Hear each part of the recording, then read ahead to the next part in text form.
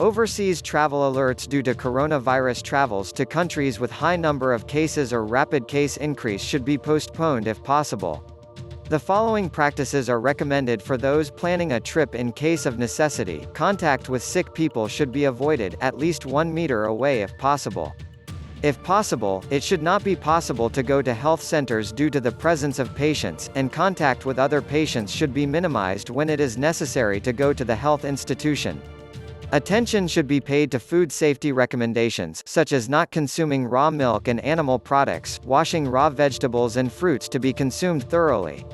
Contact with wild and domestic animals, live or dead, should be avoided. Attention should be paid to hand hygiene, it should be cleaned at regular intervals. Hands should be washed with soap and water for at least 20 seconds, and alcohol-based hand antiseptics should be used in the absence of soap and water. It is not necessary to use soap with antiseptic, normal soap is enough. Covering the nose and mouth with disposable tissue paper during coughing or sneezing, paying attention to the use of the elbow in the absence of tissue, is effective in reducing the contamination of the environment.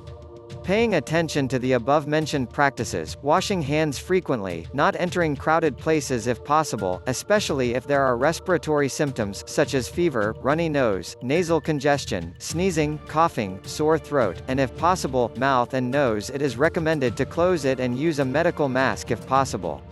People who are not sick do not need to wear a mask.